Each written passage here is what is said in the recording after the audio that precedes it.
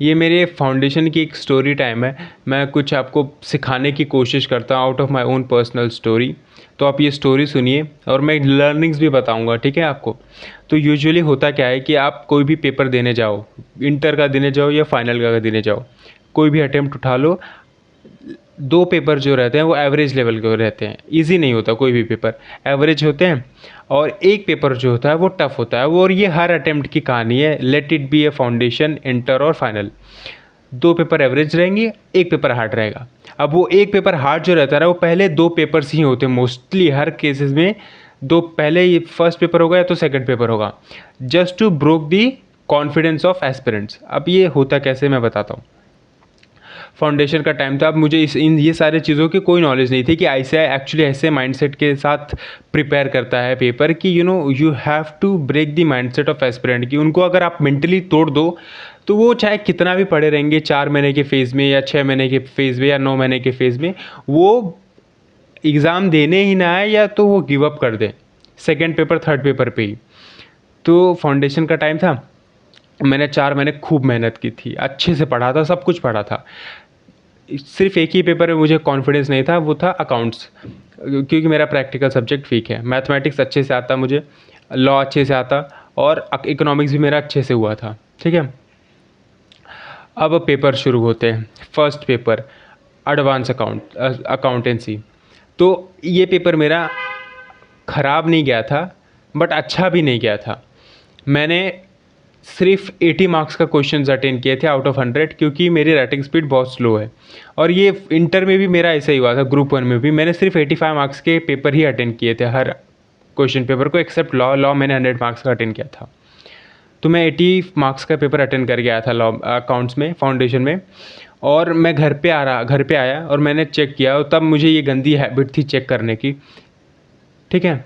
तो मेरे वर्स्ट के सिनारियो में 42 बन रहे थे, और ये चीज़ मैंने पेरेंट्स को बताई, तो उनका तो यही था कि रेस्ट ऑफ द 3 पेपर दे लो, उसके बाद हम सोचेंगे क्या करना है, लेट इट बी, नहीं वो पास होंगे तो कोई बात नहीं। तो मैं 42 मार्क्स कैलकुलेट कर रहा था, तो मुझे ना ये प्रेशर फील हो गया कि मुझे रेस्ट ऑफ द 3 पेपर में कैसे भी किसी 2 पेपर में 60 प्लस स्कोर करना पड़ेगा, तो ही मैं 200 क्रॉस कर पाऊँगा। अदरवाइज़ मुझे ये नहीं चाहिए कि मैं 189 पे रुक गया फाउंडेशन में ही। तो फिर मैंने लॉ रिवाइज़ करना शुरू किया। मैं 1.5 डेज़ सोया ही नहीं।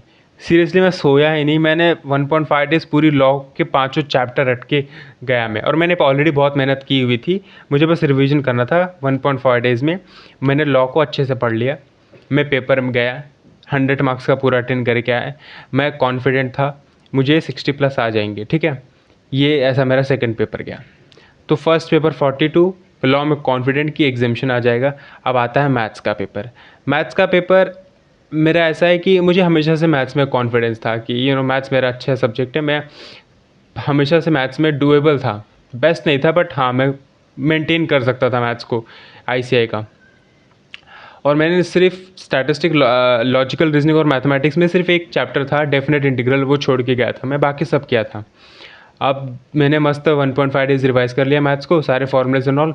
अब मैं पेपर देने गया, ठीक है। और मैंने ये एक गलती करी थी कि मैंने मैथ्स का कोई मॉक टेस्ट पेपर नहीं दिया था, बस यही मेरी एक गलती थी।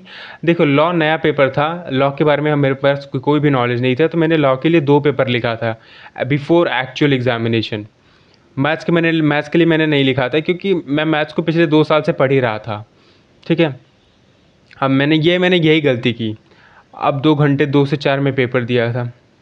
अब मैं 2 से 4 मैं लिटरली क्वेश्चन ढूंढ रहा था कि ये 100 क्वेश्चन में से कोई 40 क्वेश्चन मुझे मिल जाए जो मैं एक्चुअली में कर लूँ, जिसका एमसीक्यू सही, और मैं चला जाऊँ घर पे।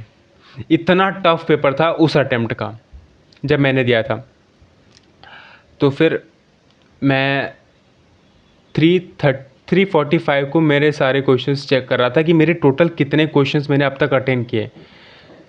तो उस टाइम पे मेरे 36 बन रहे थे 345 पे, और सिर्फ 15 मिनट बाकी थे मेरे एग्जामिनेशन को ख़त्म होने पे। और उस टाइम पे मैंने सिर्फ 35 क्वेश्चंस अटेंड किए थे आउट ऑफ 100, और 40 मार्क्स तो पासिंग होती है। और सबसे सही चीज़ ये है कि हमारे में कोई नेगेटिव मार्क्स नहीं होता है, आई थिंक। हाँ, नेगेटिव मार्किंग नहीं होती थी, और ना ही होती है आई थिंक अभी तक।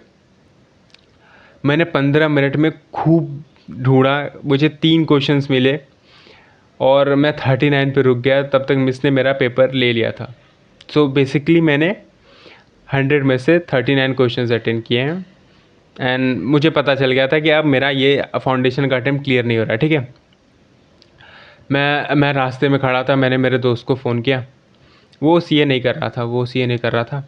मैंने मेरे दोस्त को फ़ोन किया, मैंने उसको सारी बात बताई और वो आ गया मुझे लेने मेरे सेंटर पे। और वो मुझे पूरे रास्ते दुनिया भर की बातें समझा रहा है कि अरे हटा ना, सीए छोड़, कुछ और कर लेंगे, टेंशन क्या लेता है, मेरे पास भी बहुत तरीके हैं, तेरे को कुछ करवा दूंगा, ये सीख ले वो सीख ले।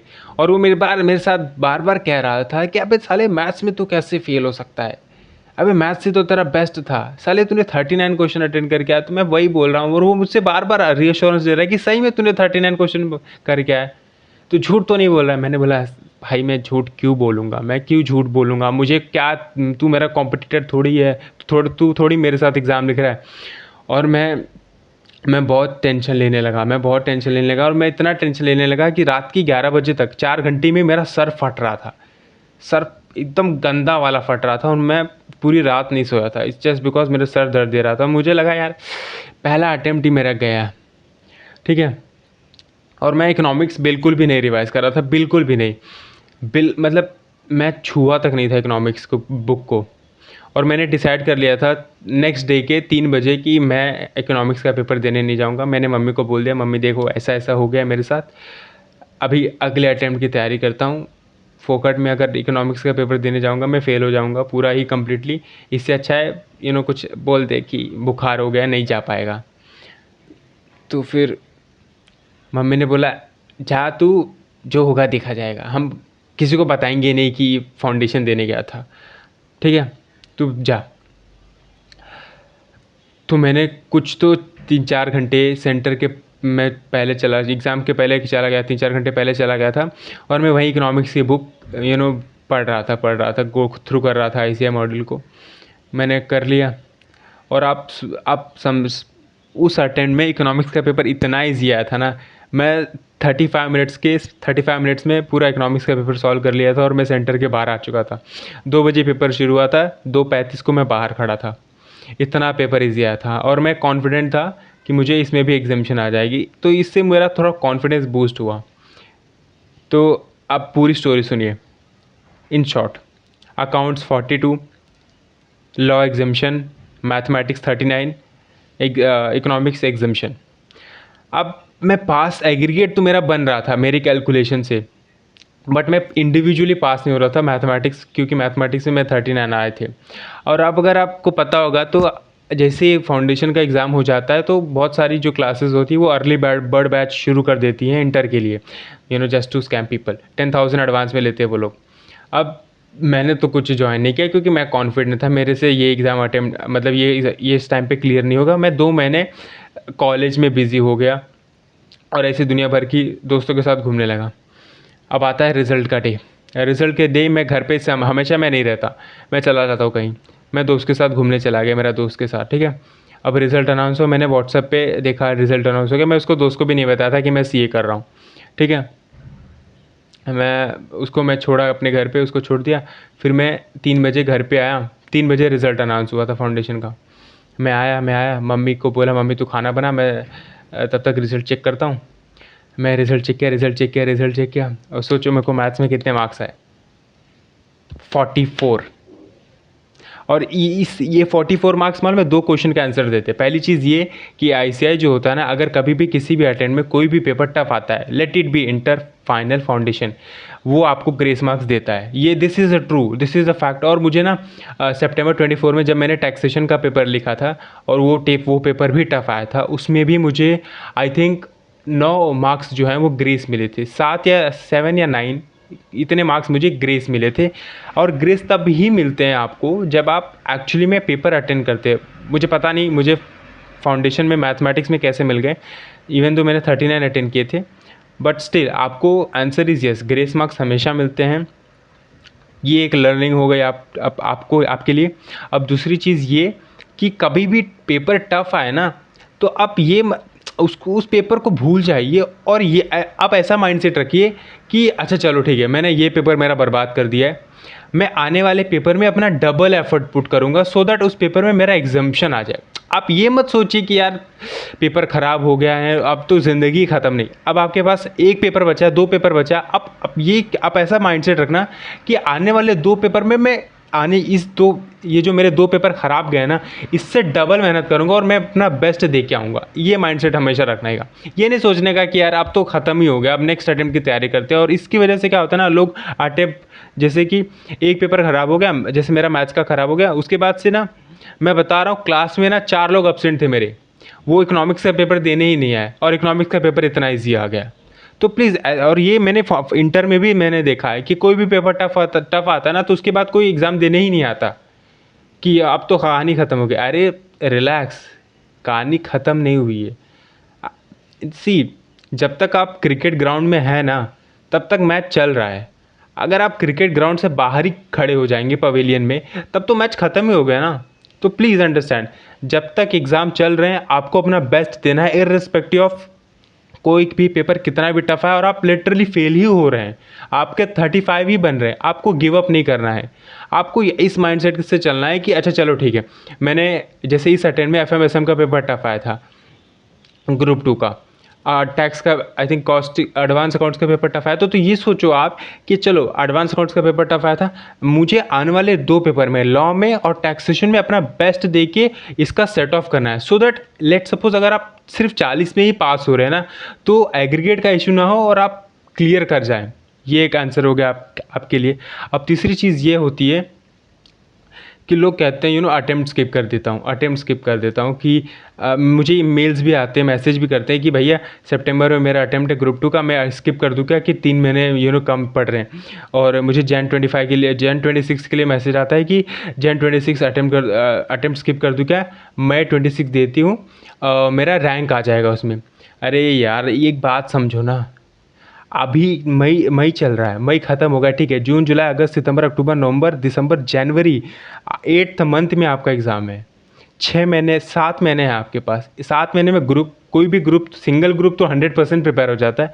और अगर आप डेली बेसिस पे 10 to 12 आवर्स अगर पुट कर सकते हैं consistently for the next 7 months, तो आपका पूरा ग्रुप निकल जाएगा। तो कभी भी अटेम्प्ट मत स्किप करिए। आपका समझिए कि आपके पास सिर्फ एक ही महीने हैं एग्ज़ाम को, तो आप ये सोचिए कि चलो ठीक है, एक महीने है, मेरा कोई भी ग्रुप क्लियर नहीं होगा, ओके, मैं एक ग्रुप के लिए अपेयर करूँगी और ये पेपर एग्जाम कर दूँगी। ये सोचने का, कभी भी अटेम्प्ट मत स्किप करो। लेट सपोज अगर आपने अटेम्प्ट स्किप कर दिया ना, तो आपको कुछ पता ही नहीं चलेगा कि माहौल क्या है। आप एटलीस्ट जाओ और माहौल तो देखो लोगों का। आप जब जाओगे ना, आप वहाँ एग्ज़ाम सेंटर में 100 लोगों के बीच में खड़े रहोगे ना, और आप देखोगे कि वो लोग इतना पढ़ के आए और आप ऐसे ही आ गए, तो आपको ना एक गिल्ट और एक शेम महसूस होगा, और वो गिल्ट और शेम आपको पुश करेगा for the next 3 months to sit on your study table and study religiously. तो कभी भी अटेम्प्ट स्किप मत करना। वर्स्ट के सिनारियो में एक पेपर ही एग्जाम कर दो, एक ग्रुप ही क्लियर कर दो, बट करो। अटेम्प्ट स्किप करने का थॉट मत लेके आओ, कुछ नहीं होगा। तो आपको एक गिल्ट और शेम महसूस होगी, एक अनप्रोडक्टिविटी महसूस होगी, वो आपको पुश करेगी कि आप नेक्स्ट अटेम्प्ट में अपना बेस्ट दो और क्लियर करके आगे बढ़ो। So this is it. मुझे बस यही शेयर करना था इस स्टोरी में। थैंक यू सो मच अगर आप एंड तक सुन रहे हैं तो, and please do consider subscribing to my channel. Thank you so much.